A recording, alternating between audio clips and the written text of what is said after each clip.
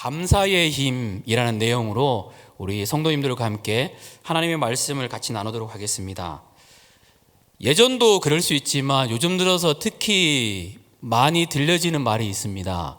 힘이 없다, 지친다, 우울하다, 막막하다, 쏟아지는 에너지에 비해서 채워짐이 없으니까 지친다, 이러한 말들이 많이 들려집니다. 이러한 지친다, 힘이 없다, 우울하다, 막막하다 가운데서 힘을 낼 수 있는 그러한 방법이 있을까요? 성경에서는 그 방법 중에 하나를 감사라고 우리에게 말해주고 있습니다. 감사하면 힘이 난다고, 감사하면 채워짐을 경험한다라고 말하고 있습니다. 이 말씀을 이렇게 보고 난 다음에 이게 실제로 진짜 그런가 해서 한번 테스트를 해봤습니다. 저녁에 신방이 있을 때가 있는데 좋고 너무 즐거운 시간이지만 때로 피곤할 때가 있습니다. 피곤할 때 이런 생각이 들거든요. 오늘은 쉬었으면 좋겠다. 이런 생각이 들 때 한번 해보자 해서 그냥 감사를 그냥 해봤습니다. 하나님 감사합니다. 하나님 이 시간을 주셔서 너무 감사합니다. 하나님 이 귀한 시간을 주셔서 또 오늘 하나님을 기대합니다. 이렇게 감사를 하는데 알 수 없는 힘들이 막 생기기 시작하더라고요. 어디서부터 비롯됐는지는 모르겠지만 이 힘이 생기기 시작하니까 그날 만나는데 2시간 정도 시간이었는데 시간이 너무 빨리 가는 거예요. 더 만났으면 좋겠는데, 더 있었으면 좋겠는데 9시 방역지침이 있으니까 더 이상 만나지는 못하고 이렇게 헤어졌는데 힘이 나더라고요. 이 감사에는 힘이 있습니다. 저희만 이야기하는 게 아니라 교회 다니는 우리만 이야기하는 것이 아니라 일반적으로도 마찬가지로 감사의 유익이 많습니다. 그 중에 몇 가지만 한번 살펴보겠습니다. 미국 마이애미 대학의 심리학 교수인 마이클 맥클로우라는 사람은 이렇게 이야기합니다. 잠깐 멈춰서서 우리에게 주어진 감사함을 생각해 보는 순간 당신의 감정 시스템은 이미 두려움에서 탈출해 아주 좋은 상태로 이동하고 있다. 감사를 표현하니까 내가 두려웠는데, 내가 우울했는데 어느덧 나도 모르게 내 감정이 선순환, 아주 좋은 상태로 이동하고 있다라고 말하고 있습니다. UC 데이비스 심리학 교수인 로버트 에먼스라는 교수님은 이렇게 얘기합니다. 감사하는 사람은 훨씬 살아있고 경각심을 가지며 매사에 적극적이고 열정적이며 다른 사람과 더 맞닿아 있다고 느낀다. 다른 사람과 친밀함을 더 누릴 수 있는 방법, 살아있다고 느껴지는 방법, 힘이 있다고 생각되는 방법, 그 방법을 감사함이라고 표현하고 있습니다. 중독자들을 치료하는 중독상담 심리학교에서는 이렇게 이야기합니다. 감사를 하면 우리 안에 세로토닌이 분비되어서 우리를 행복하게 만든다. 감사는 기쁨을 일으키고 중독을 이기게 만든다. 어떻게 중독을 이길 수 있을까라는 고민을 해봤는데 감사가 놀라운 능력이 있다라고 말하고 있습니다. 왜 그럴까요? 부모라면 놓쳐서는 안 될 유대인의 교육법이라는 책에 보면요, 감사함을 연습하고 있는 유대인의 교육 방법들이 나와 있습니다. 그 중에서 탈무드에 보면요, 이러한 내용들이 있는데 저희 같이 한번 볼까요? 만일 한 손을 다쳤다면 두 손을 다치지 않는 것을 하나님께 감사하라. 어떤가요? 우리 한 손을 다쳤다면 뭐 이렇게 재수없는 일이 이러지 않을까요? 근데 이분들은 어떻게 보는가 하면 두 손을 다치지 않은 것을 하나님께 감사하라. 만약 한쪽 발을 다쳤다면 저희 같으면 한 손도 다쳤고 또 발도 다쳤습니다. 그러면 하나님 도대체 뭐예요? 왜 이래요? 이럴 수 있는데 두 발을 다치지 않은 것을 하나님께 감사하라. 두 손과 두 발을 다쳤습니다. 목이 부러지지 않은 것을 하나님께 감사하라. 만일 목이 부러졌다면 그 다음엔 염려할 것이 조금도 없다. 하나님이 천국에서 맞아주실 테니까. 기도하고 마쳐야 될 시간이 감사는요, 현재에 대한 만족과 낙관성을 기르게 만듭니다. 분명히 단점을 볼 수 있는 상황에서도 장점을 볼 수 있게 만들거든요. 그래서 생기를 나게 만듭니다. 똑같은 상황인데 감사를 생각하면 좋은 것들을 볼 수 있습니다. 그러니까 어떠한 시련에도 불구하고 역경을 이겨낼 수 있는 힘을 만들거든요. 그래서 많은 학자들은 그러한 이야기를 합니다.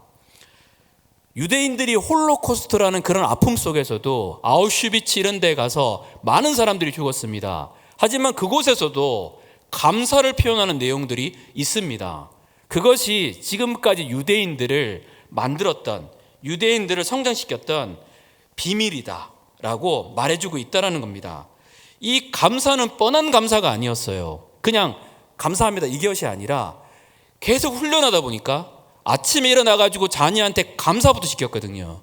그러다 보니까 이게 훈련이 되고 습관이 되니까 어떠한 상황에서도 긍정적인 것을 바라볼 수 있는 힘을 만들게 되었습니다.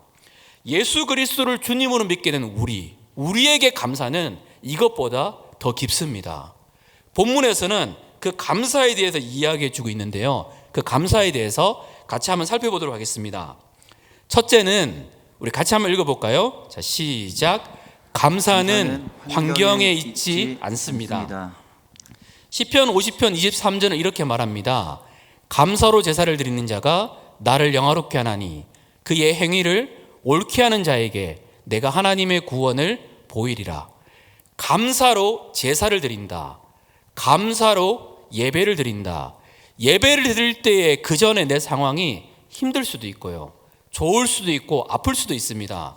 하지만 우리를 사랑하는 주님은 감사로 제사를 드리라고 말씀하십니다. 이 말은요, 이 감사가 우리의 환경에 있지 않거든요. 힘들 때도 있지만 감사로 드리라고 말씀하시는 걸 보면 이 감사가 환경에 있지 않다는 것들을 나타내 줍니다. 개역 개정을 기준으로 보면 감사라는 단어가 신구약에 196번이 등장합니다. 그 중에 구약이 132번, 신약이 64번입니다. 구약에서 감사가 가장 많이 등장하는 성경이 무엇일까요? 예, 맞습니다. 시편입니다. 77번 나옵니다. 신약에서 감사가 64번 나오는데 이 감사가 가장 많이 등장하는 곳이 바울 서신입니다. 시편, 바울 서신. 그러니까 살펴보면 구약에서 감사를 가장 많이 했던 사람은 다윗이고 신약에서 감사를 가장 많이 언급한 사람은 바울입니다. 이 다윗과 바울의 삶을 통해서 우리는 이 감사가 환경에 있지 않다라는 것들을 알 수 있습니다. 다윗의 삶 어땠나요? 저희는 골리앗과 싸워서 이긴 것, 왕이 된 것, 이런 것들을 많이 기억하고 있지만 다윗의 삶은 어떻게 보면 고통, 고난이 연속적으로 일어나는 그러한 삶이었습니다. 사무엘에 기름 부었을 때 아버지가 다윗의 존재를 모릅니다. 가족에서부터 사랑을 받아야 되는데 어쩌면 가족에서부터 버림을 받아서 시편에 보면 내 부모가 나를 버렸다라고 표현하고 있습니다. 결혼하고 난 다음엔 어땠을까요? 집에 갔는데 장인어른께서 죽이려고 합니다. 이게 현실이라면 정말로 인생이 고통스럽지 않을까요? 나라 전체가 다윗을 죽이려고 쫓아다녔고 늘 도망다니는 그러한 인생이었습니다. 나중에는 자녀가 압살롬이 다윗을 죽이려고 왔었거든요. 자녀에게조차도 어쩌면 버림받을 수 있는 그의 삶. 하지만 이 다윗의 삶을 보면 늘 이렇습니다. 하나님 너무 감사해요. 내가 누구인데 하나님 나를 이렇게 사랑하시냐고. 이런 걸 보면 감사는 내가 뭐가 좋아서 내가 뭐가 더해져서 하는 것이 아니라는 것들을 알 수 있습니다. 바울은 어떤가요? 고린도후서 11장 23절부터 27절에 보면 너희가 그리스도의 사도이냐 정신없는 말을 하거니와 나는 더욱 그러하도다. 그러면서 바울의 삶을 이야기합니다. 전도하는 곳마다 매맞고 동족의 위험, 짐승의 위험, 배고픔의 위험, 수많은 위협들이 바울을 따라다녔습니다. 그런데 바울은 그 속에서도 감사합니다. 기뻐합니다. 즐거워합니다. 이런 걸 보면 감사는 절대 환경에서 나오지 않습니다. 다윗과 바울이 감사할 수 있었던 것은 하나님 때문입니다. 내 삶 가운데 하나님이 계시기 때문에, 하나님과 올바른 관계 가운데 있기 때문에 하나님을 생각하니까 그 감사가 일어나고 있습니다. 우리 옆에 있는 분한테 고백하겠습니다. 감사는 환경에 있지 않습니다. 그래서 이 감사는 훈련이 필요합니다. 목포에 계시는 한 집사님의 간증입니다. 이분의 남편은 매일같이 술이 만취되어서 늦게 귀가하는, 이분의 표현에 따르면 술고래입니다. 그날도 인사불성이 되어서 집 앞에 쓰러져 있습니다. 술을 너무 많이 취해가지고 집 앞에 쓰러져 있는 남편을 데리고 와서 눕히고, 생각해 보니까 이런 생각이 드는 거예요. 내 신세가 왜 이렇게 처량할까? 진짜 어떻게 나는 이런 남자와 결혼해가지고 이러한 고생을 하고 있는가? 이런 생각이 드는 겁니다. 그런데 갑자기 예배 때 들었던 말씀이 이렇게 떠오릅니다. 감사의 기도를 할 때 기도가 응답되고, 감사할 때 기적이 일어난다. 그렇구나. 감사를 해야 되는데 남편의 얼굴을 딱 보는 순간 감사가 안 돼요. 감사의 조건을 찾는데 도무지 생각이 안 나요. 한참 생각했습니다. 뭘 감사할 수 있을까? 근데 아무리 봐도 감사가 안 돼요. 그래서 하다 못해서 이렇게 기도했습니다. 하나님, 감사의 조건이 전혀 없어서 감사합니다. 감사의 조건이 전혀 없는 거예요. 억지로 감사했어요. 근데 재밌는 것은 감사는 훈련이거든요. 계속 감사하다 보니까 그래도 혼자보다는 둘이 낫습니다. 남편을 주셔서 감사합니다. 언젠가는 좋은 남편이 될 수 있는 가능성이 있어서 감사합니다. 좋도록 술 취해도 다른 데로 가지 않고 집에 찾아와줘서 하나님 감사합니다. 토요일은 술을 더 많이 마셔서 주일날 집을 지켜줘서 감사합니다. 주일날은 잠만 자니까 내가 교회 가는데 불편하지 않아서 감사합니다. 괜히 일찍 나가서 밥 해달라 그러면 힘들잖아요. 너무 감사한 거예요. 그래도 감사하다 보니까 이 감사가 하나님을 향한 감사로 이어지게 됩니다. 그러니까 기쁨이 납니다. 감사하니까 그 어두움에서 감정이 선순환이 일어나거든요. 기쁨이 막 생기게 됩니다. 웃고 있으니까 남편이 잠에서 깼습니다. 한밤중에 잠은 안 자고 미친 사람처럼 왜 웃고 있지? 왜 싱글벙글 웃지? 그러니까 이 사람이 이렇게 얘기합니다. 평상시 같았으면 안 했을 표현. 당신하고 사는 것이 너무 감사해서 그래요. 그러니까 남편이 이런 말 못 들어봤거든요. 이게 무슨 얘기인가? 무슨 일이 있었어? 저희 보통 그러잖아요. 교회에서 감사에 대한 얘기 듣고 자녀한테, 남편한테 감사하고 싶어가지고 감사해 그러면 옛날 같으면 어떤 분들이 남편이 그러시잖아요. 미쳤어? 어디 아파? 막 이러잖아요. 어떤 분은 자녀한테 너무 감사해가지고 내가 너로 인해서 감사해 부르니까 카톡이 왔더라고요. 메르스 걸렸어? 이게 보통 모습이거든요. 근데 계속 이렇게 감사하기 시작하니까 그 사람이 아름다워 보이는 거예요. 그 남편이 이렇게 이야기합니다. 나랑 사는 거 그렇게 생각해줘서 고마워. 그렇게 힘들었어? 예수 믿는 게 소원이라면 내가 예수 믿을게. 그때부터 교회를 나갔습니다. 그리고 새로운 삶 가운데 나가게 되었거든요. 감사는 훈련입니다. 상황과 조건에 있지 않습니다. 감사를 선택하고 계속 하다 보니까 누군가를 바라볼 때도 그 사람의 단점보다 장점을 보이기 시작하고, 감사를 계속 하다 보니까 알 수 없는 기쁨들이 우리 속에 일어나게 됩니다. 이 감사의 은혜가 우리 성도님들에게 넘치시기를 축복합니다. 둘째는 감사는 하나님을 영화롭게 합니다. 같이 한번 읽어보겠습니다. 시작. 감사는 하나님을 영화롭게 한다. 동일하게 시편 50편 23절은 우리에게 이렇게 말합니다. 감사로 제사를 드리는 자가 나를 영화롭게 하나니. 왜 이스라엘 백성들은 감사를 잃어버렸던 걸까요? 시편에 보면 50편 이 말씀의 바로 앞에 보면 감사를 잊어버린 너희여 이렇게 기록되어 있거든요. 왜 이스라엘 백성들은 감사를 잊어버렸던 걸까요? 이들은 많은 제사를 드렸습니다. 많은 예배를 드렸지만 감사함이 없었습니다. 그 이유를 이렇게 말합니다. 잘못된 소유의식. 시편 50편 10절부터 12절까지의 말씀입니다. 같이 한번 읽어보겠습니다. 자, 시작. 이는 삼림의 짐승들과 무산의 가축이 다 내 것이며 산의 모든 새들도 내가 아는 것이며 들의 짐승도 내 것이미로다. 내가 가령 주려도 내게 이르지 아니할 것은 세계와 거기에 충만한 것이 내 것임이로다. 아멘.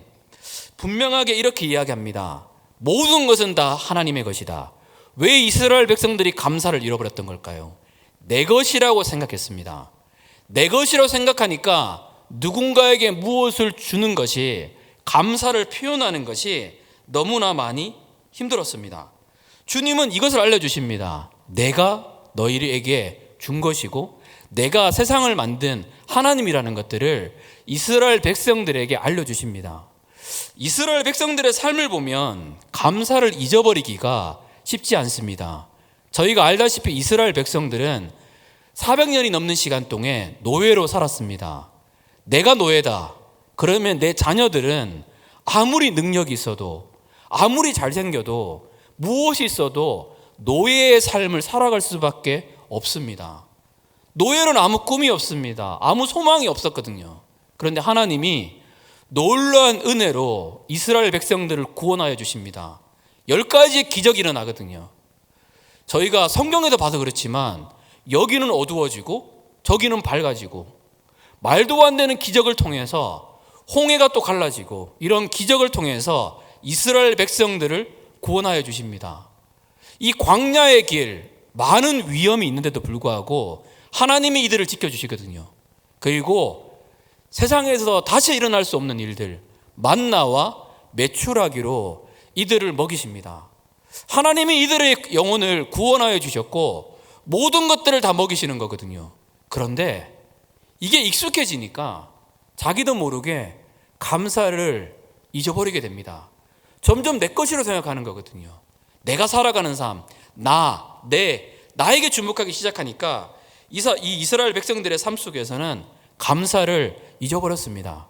왜 주님이 감사로 제사를 드리는 것을 기뻐하셨던 걸까요? 감사로 제사를 드리면, 감사로 예배를 드리면 이 하나님의 은혜를 기억하니까, 하나님과 아름다운 교제를 하기 위해서 오는 거니까 주님이 이 감사의 예배를 기다리셨거든요. 그런데 내 것으로 생각하니까, 내 소유로 생각하니까 그 감사를 어느덧 잃어버리게 되었다라는 겁니다. 우리의 예배는 이방신이 드려지는 그러한 예배와 다릅니다. 왜 이렇게 많이 빌까요? 다른 이유도 있을지 모르겠지만 신을 만족시켜서, 신을 감동시키고, 신의 노여움을 달래고 우한 질고를 없애서 신의 축복을 받기 위해서 이렇게 많이 비는 경우가 많이 있습니다. 신과 교제하기 위함이 아닙니다. 내가 축복받기 위해서 빕니다. 그러니까 뭐가 없을까요? 감사가 없습니다. 하나님은 이런 예배를 원하지 않으세요. 감사하면 하나님과 친밀한 교제 가운데 들어가게 됩니다. 그래서 이것이 하나님을 영화롭게 하는 길이라는 겁니다. 니체라는 사람이 이런 말을 합니다. 기독교인들의 믿음은 지팡이에 불과하다. 예수님을 안 믿은 분이셨죠. 대표적인 안티크리스찬이었는데요. 이분은 이렇게 이야기합니다. 기독교인들의 믿음을 보면 마치 자신들이 필요하고 아쉬울 때 쓰는 지팡이같이 생각된다고.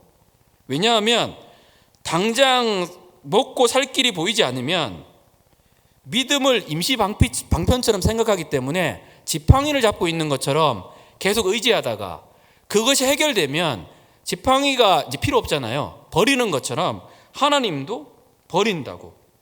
눈앞에 이익을 가져다 줄 때는 예수님을 신뢰하는 것 같지만 이 이익이 없으면 예수님을 버린다. 그래서 지팡이와 같다. 이런 말을 하는 거거든요. 예수님은 우리에게 지팡이 같은 존재가 아닙니다. 감사로 하나님을 예배하게 시작하면 예배에 하나님을 기대하잖아요. 축복을 주시는 하나님을 보다 진짜 하나님을 기대하고 하나님을 원하기 때문에 하나님의 이름이 영화롭게 됩니다. 주님은 그분과의 아름다운 교제를 맺는 하나님의 백성들을 찾으십니다. 댐 바우만이라는 분이 계셨어요. 제 하와이 코나에 있을 때 저희 강의하러 오셨던 분인데 이분이 했던 말이 지금도 기억나는 말이 있습니다. 모든 설교와 모든 강의 가운데 얘기할 때마다 늘 하는 말이 이 말입니다. 고갓, 이 말이에요. 고갓. 이거를 번역하기가 어려운데 굳이 번역하면 하나님 짱, 하나님 최고, 이러한 내용이거든요.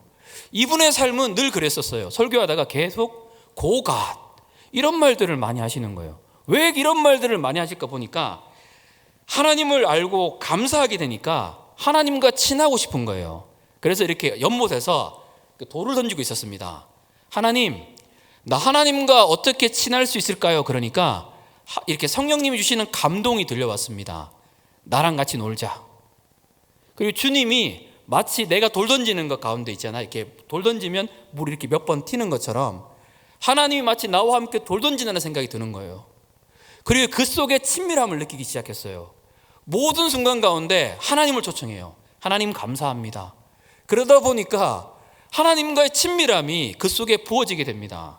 아침마다 기도해요. 하나님, 내가 오늘 뭘 할까요? 그러면 주님이 이런 마음을 주십니다. 뭘 하려 그러지 말고 내 사랑을 받아라. 하나님 감사합니다. 그러니까 그분의 사랑이 내 삶 가운데 넘치게 됩니다. 나중에 아프가니스탄에 가가지고 병원에서 일을 합니다. 그리고 그쪽에 있는 사람들을 돕는데 말할 때마다 계속 고갓, 하나님 짱, 하나님 짱 이런 이야기들을 계속합니다. 그리고 이란에 갑니다. 그런데 복음을 전하다가 잡혔어요. 그리고 이란의 감옥에서 오랜 시간 동안 그곳에서 지내게 됩니다. 감옥에 갇힌 그 삶이 얼마나 힘들까요? 근데 감옥에 갇혔는데 고갓 이러시더라고요. 하나님 짱. 이게 신기했어요. 지금도 이렇게 사시는 분이 계시는구나. 자기를 매일 구타하는 이란 사람이 있었거든요. 자기를 매일 구타하는 이란 군인에게 오늘 또 구타하러 왔는데 하이파이브 이러고 있어요. 그러니까 이란 군인이 너 뭐야? 그러는데 이렇게 얘기하는 거예요. 구타로 만나더라도 매일 만나니까 우리는 친구다. 하나님 짱. 그러니까 이란의 군인이 도대체 이건 뭐냐고 더 이상 안 때려요. 고문을 해야 되는 군인이 더 이상 안 돼요. 그리고 정말로 친한 친구가 돼요. 근데 이분의 그 소리가 지금도 들려지는 것 같아요. 고갓, 하나님 짱. 그 속에 하나님이 영화롭게 되지 않을까요? 감사로 예배를 드립니다. 내 삶이 감사가 안 되는데 예배 드릴 수가 없는데 고갓, 하나님이시니까 하나님 짱. 내 지금 삶이 어렵지만 난 하나님 때문에 만족한다. 하나님이 계시니까 나는 하나님의 교제를 즐거워한다. 그 가운데 하나님이 높아지지 않을까요? 수많은 사람들이 하나님을 지팡이로 찾고 알라딘 램프로 찾습니다. 근데 그런 하나님이 아니라 주님, 내 가장 친한 친구보다 더 내가 하나님을 그리워합니다. 내가 그 하나님을 더욱더 갈망합니다. 하나님은 영원히 계시니까 감사가 넘치지 않을까요? 그 감사가 우리 성도님들에게 가득하시기를 축복합니다. 우리 마지막으로 셋째는 감사는 구원을 경험하게 만듭니다. 같이 읽겠습니다. 시작. 감사는 구원을 경험하게 만듭니다. 시편 50편 23절 이렇게 말합니다. 그의 행위를 옳게 하는 자에게 내가 하나님의 구원을 보이리라. 이게 시입니다. 유대인들은 시를 지을 때 이렇게 표현합니다. A, B, A, B. 똑같은 말을 두 번을 사용하지 않기 때문에 A의 감사를 표현하면 다른 A에는 다른 걸 표현합니다. 그래서 감사를 뭐로 표현했는가 하면 그의 행위를 옳게 하는 자라고 표현했습니다. 감사로 제사를 드리는 자가 어떤 사람인가 하면 그의 행위를 옳게 하는 자입니다. 그 행위를 옳게 하는 자에게 주님이 약속하신 것은 하나님의 구원을 보이신다라는 겁니다. 이 감사는요, 하나님의 구원, 하나님의 치유, 하나님의 회복, 하나님의 놀라운 구원의 은혜를 경험하게 만듭니다. 누가복음에 보면 신기한 기사가 있습니다. 10명의 나병 환자를, 한센병 환자를 기억합니다. 이 한센병 환자가 예수님께 와서 치유받았습니다. 누구보다 우리 잘 알고 있습니다. 그런데 치유받고 난 다음에 예수님께 돌아와서 감사를 표현했던 사람은 몇 명일까요? 예, 한 명입니다. 근데 그 한 명이 와가지고 엎드려 감사하다고 표현을 합니다. 그럴 때 예수님이 재미있는 말씀을 합니다. 이렇게 이야기합니다. 내 믿음이 너를 구원했다. 이 사람이 한 것은 예수님께 감사드린 겁니다. 근데 이 감사를 예수님은 뭘로 받으셨는가 하면 믿음으로 받으셨다라는 겁니다. 19명의 사람들 어땠을까요? 내 문제가 있어서 내 병의 치유를 위해서 왔습니다. 치유받고 난 다음에 갔습니다. 근데 이 사람은 치유를 받게 되니까 누구를 보는가 하면 치유의 근원 되시는, 나를 진짜 치유하시는 예수님을 바라봅니다. 그리고 예수님께 감사를 표현합니다. 나의 축복의 근원, 나의 구원의 근원, 나의 치유의 근원, 이 근원은 예수님밖에 없거든요. 근데 내가 이걸 감사로 표현할 때 그 구원을 주시는 그 예수님을 만날 수가 있습니다. 우리의 신앙의 성장은 어디서부터 비롯될까요? 어떻게 해야지 우리의 신앙이 성장하는 걸까요? 이 신앙의 성장은 내가 하나님의 사랑을 얼마나 확신하는 데에 있습니다. 하나님이 나를 사랑하신다라는 거 우리 성도님들 확신하시나요?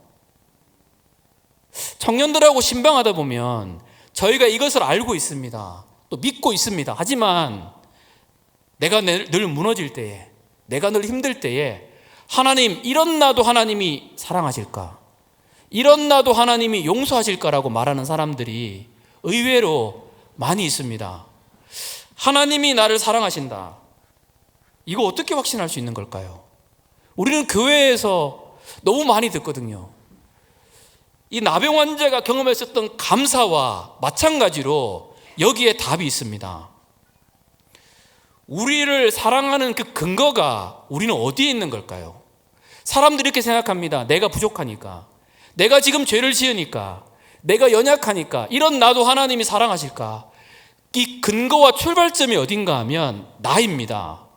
이렇게 생각하면 나의 믿음은 계속 흔들리거든요. 근데 그곳에 있는 것이 아니라 이 근거를 어디에 두는가 하면 하나님의 성품에 둡니다.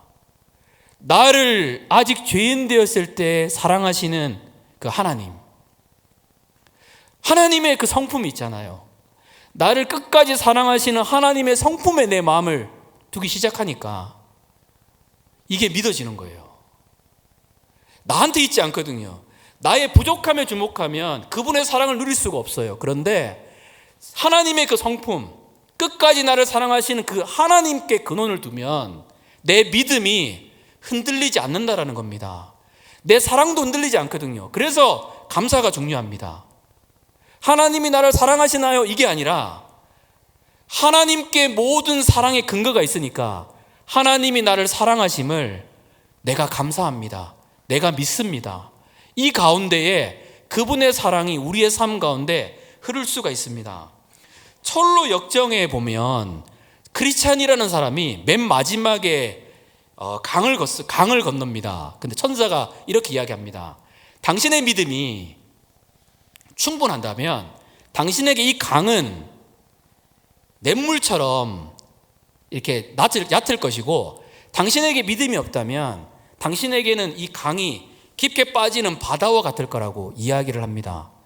그래서 소망이라는 사람 옆에 걷다가 하나님, 나는 하나님을 신뢰합니다 하고 나가 보니까 이 물이 실제로 얕은 거예요.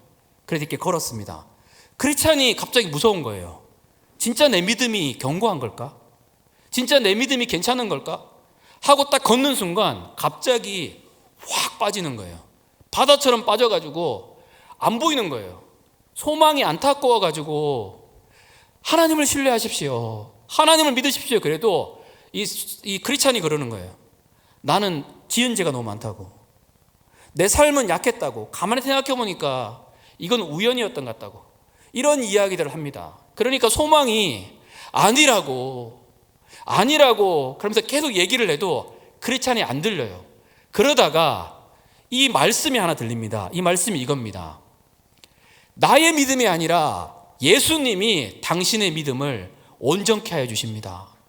예수님이 당신을 온전케 하여 주십니다. 이 말을 들으니까 크리스찬이 갑자기 일어납니다. 맞아, 우리의 믿음의 크기가 아니라 예수님이 나를 온전하게 하여 주시는구나, 예수님이 나의 믿음을 견고하게 해주시는 것, 여기에 근원을 두기 시작하니까 크리스찬이 일어나게 됩니다.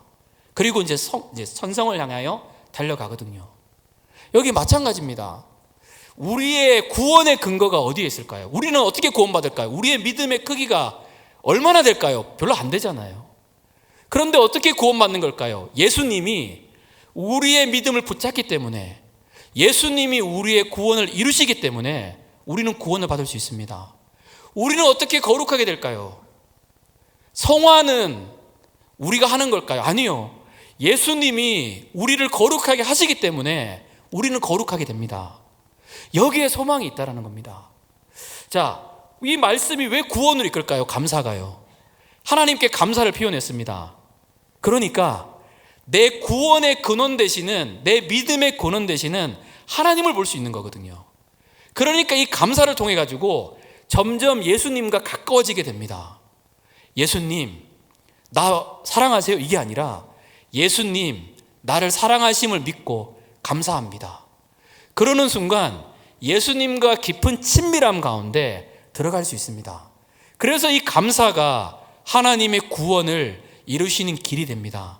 우리 성도님들께 이러한 구원의 은혜가 넘치시기를 축복합니다. 우리 좀 같이 기도했으면 좋겠습니다. 한 가지만 좀 기도했으면 좋겠는데요, 우리 오늘 말씀을 들으면서도 우리 생각해야 될 것들이 있습니다. 신앙의 성장은 하나님이 나를 얼마나 사랑하는가, 이걸 확신하는 데 있습니다. 이것이 우리의 신앙의 기초가 되어야 됩니다. 우리의 신앙의 성공은 하나님의 사랑을 깨닫는 겁니다. 그런데 이 사랑의 근거가 나에게 있지 않습니다. 나의 믿음, 내가 하나님을 사랑하는 마음, 여기에 있지 않습니다. 하나님께 있습니다. 하나님의 성품은 우리를 끝까지 사랑하기로 마음먹으셨습니다. 하나님의 성품은 우리를 영원한 구원으로 이끄시기로 선택하셨습니다. 하나님, 내가 감사합니다. 하나님, 내가 이제 의심하기보다 하나님 감사합니다. 내가 조건과 상황과 상관없이 하나님 감사합니다. 하나님, 이 감사함으로 주님 나아가겠습니다. 나를 도와달라고 우리 주님께 이 시간 같이 한번 기도하겠습니다. 살아계신 아버지 하나님 앞에 감사를 표현합니다. 아버지 하나님, 이 모든 상황과 상관없이 하나님 감사합니다. 하나님, 우리를 모든 것 다하여 사랑하여 주신 주님, 된 바우만의 고백처럼 보호가 하나님, 하나님 감사합니다. 하나님, 우리에게 이 감사의 은혜가 있습니다. 하나님 감사합니다. 하나님의 사랑을 감사합니다. 하나님, 나를 사랑함을, 우리를 사랑함을 믿고 감사합니다. 하나님, 나를 사랑하나요? 묻기보다 아버지 하나님의 사랑을 받아들이게 하여 주옵소서. 감사함으로 받아들임을 통해서 하나님의 이름이 높아지게 하여 주시고 하나님의 구원을 볼 수 있도록 하나님 역사하여 주시옵소서. 살아계신 아버지 하나님 감사합니다. 하나님, 우리의 감사는 조건에 있지 않습니다. 하나님이 우리를 구원하셨기 때문에, 죄의 종에서 우리를 하나님 가장 아름답게 구원하셨기 때문에 하나님 마음을 다하여 감사합니다. 아버지 하나님의 사랑을 의심하기보다 하나님 감사함으로 받아들입니다. 고갓, 우리의 삶 속에 하나님은 전부입니다. 하나님, 그 주님의 은혜가 우리 성도님들이 넘칠 수 있도록 도와주시옵소서. 우리 주님을 찬양합니다. 예수님의 이름으로 감사하며 기도합니다. 아멘.